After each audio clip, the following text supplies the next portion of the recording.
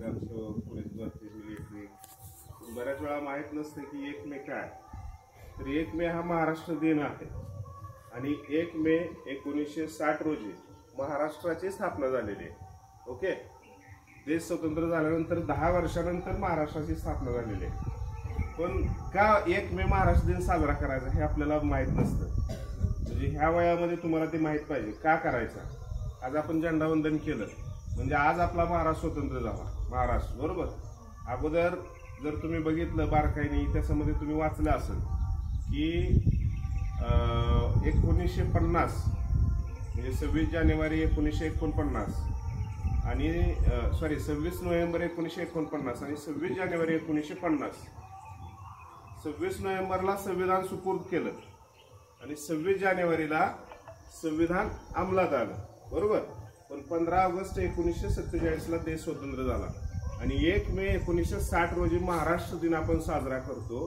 त्या महाराष्ट्र दिनाचं औचित्य असं आहे बांधवांनो, डॉक्टर बाबासाहेब आंबेडकरांनी ज्यावेळेस मजूर पक्षाची स्थापना केली त्यावेळेस त्या मजूर पक्षाच्या जाहीरनाम्यामध्ये बाबासाहेब म्हणतात इंडियन एक्सप्रेसच्या जाहीरनाम्यामध्ये की इथली ब्राह्मणशाही व्यवस्था आणि भांडवलशाही व्यवस्था ही देशाची शत्रू आहेत. आपल्याला महात्मा फुले माहीत आहेत सगळ्यांना. महात्मा फुलेंनी सांगितलं या देशाचे शेठजी, भटजी आणि लाटजी हे 3 शत्रू आहेत. अण्णाभाऊ साठे माहीत आहेत आपल्याला है ना. अण्णाभाऊनी आम्हाला सांगितलं की पृथ्वी शेषनागाच्या मस्तकावर तरलेली नाही तर ती श्रमिकांच्या आणि कष्टकऱ्यांच्या हातावर तरलेली आहे. म्हणजे याच्या पुढे जाऊन कवी कुसुमाग्रज म्हणजे मला त्यांच्या फार सुंदर अशा कवी ओळी आठवतात. ते म्हणतात, कामगार आहे मी तळपती तलवार आहे, कामगार आहे मी तळपती तलवार आहे, सारस्वतानं थोडासा गुन्हा करणार आहे, कधी एक पाय फटका आत आहे, कधी एक पाय फटका बाहेर आहे, कामगार आहे मी तळपती तलवार आहे, सारस्वतानं थोडासा गुन्हा करणार आहे. म्हणजे कामगार हा तळपती तलवार आहे. तुम्हाला माहित नसेल पण इथं या सिस्टमनं या देशाची जी अर्थव्यवस्था आहे, शेठजींचं कर्ज माफ झालं, विजय मल्ल्याचं अण्णा कर्ज माफ झालं, आमच्या शेतकऱ्याचं कर्ज माफ होत नाही. म्हणजे विजय मल्ल्याची हजारो कोटीची कर्जमाफी झाली, अगदी रामदेव बाबाची कर्जमाफी झाली, अगदी अंबानी बंधूंची कर्जमाफी झाली. म्हणजे या देशामध्ये जे जे भांडवलदार वर्ग आहेत त्यांची सगळ्यांची कर्जमाफी होती. पण आमच्या पोरांना शिक्षणासाठी सुद्धा कर्ज मिळत नाही. 4 व्हीलर घ्यायला आणा, 4 व्हीलरचा व्याजदर कमी आहे. तुम्हाला जर उद्या गाडी आणायची म्हटलं तर व्याजदर कमी आहे. शिक्षणाच्या कर्जावरती व्याजदर जास्त आहे. देशाचं दुर्दैव आहे. त्यासाठी काय करायला लागेल आपल्याला तर तुमच्यातली पोरं निष्ठेनं काम करणारी, इमानदारीनं काम करणारी या देशाच्या सिस्टम मध्ये सहभागी झाली पाहिजेत. तुमच्यातल्या मुली या राज्याच्या आणि देशाच्या सिस्टम मध्ये सहभागी झाली पाहिजेत. तर खऱ्या अर्थानं या दिवसाला महत्व आहे. डॉक्टर बाबासाहेब आंबेडकरांनी कामगारांचं 12-12 तास होतं. 8 तास केले कामगारांचे. म्हणजे 12 तासावरून 8 तासावर आले. तुम्ही ज्या आज मुली बसलेल्या आहेत, तुमची जर कुणाची घरामध्ये बहीण असेल, आई असेल आणि ती प्रेग्नंट, म्हणजे आपण सगळे जण आता गरोदर ज्या माताच्या ज्या सुट्ट्या होत्या त्या भरपगारी होत्या. म्हणजे तुम्ही जर घरी राहिला तर ते पगार सुद्धा शासन तुम्हाला देते. एवढं डॉक्टर बाबासाहेब आंबेडकरांच्या कामगार कायद्यामुळं, आणि ते नुसतं कायदे केले नाही तर संसदेमध्ये बिल ही बाबासाहेबांनी पास करून घेतलेले आहे. तुम्हाला 8 तास ड्युटी आहे, 12 तास नाहीये. कामगारांना म्हणजे हडताळ करण्याचा, संप करण्याचा अधिकार आहे. हे डॉक्टर बाबासाहेब आंबेडकरांच्या संविधानामुळे आहे. डॉक्टर बाबासाहेब आंबेडकरांनी खोटी पद्धत बंद व्हावी म्हणून संसदेमध्ये बिल पास केले, विधेयक पास केले. कितीतरी कामगाराच्या संदर्भात बाबासाहेबांच्या कामगार कल्याण मंडळ आहे, सेवा योजना मंडळ आहे. अगदी म्हणजे एखाद्या जर तुम्हाला कामाच्या ठिकाणी हॅरेसमेंट केलं आणि तुम्हाला वेठबिगार म्हणून जर कामगारांना वागणूक तशी मिळाली तर त्या व्यक्तीवर कायद्यानं गुन्हा होतो.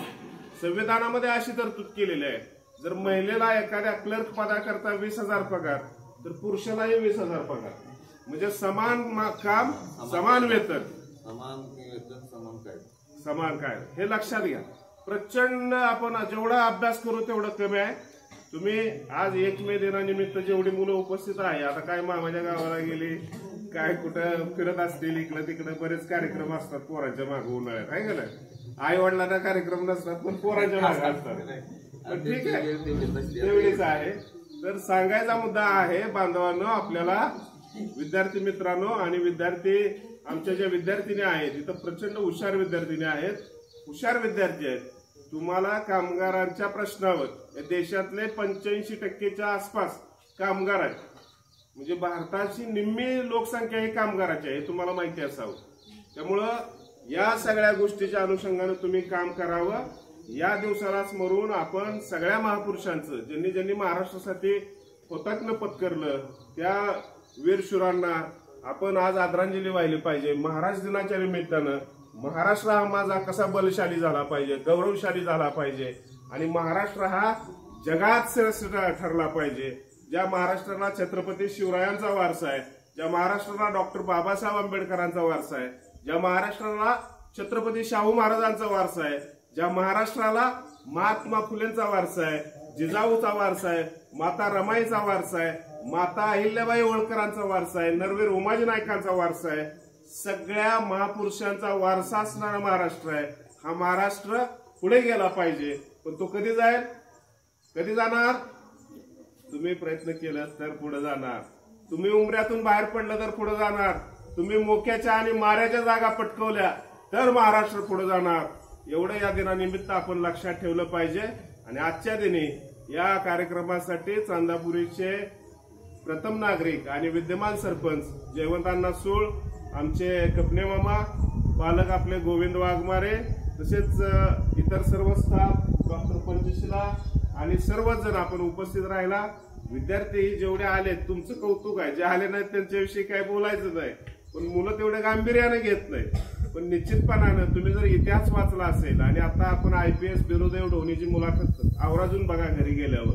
बिरुदेव ढोणे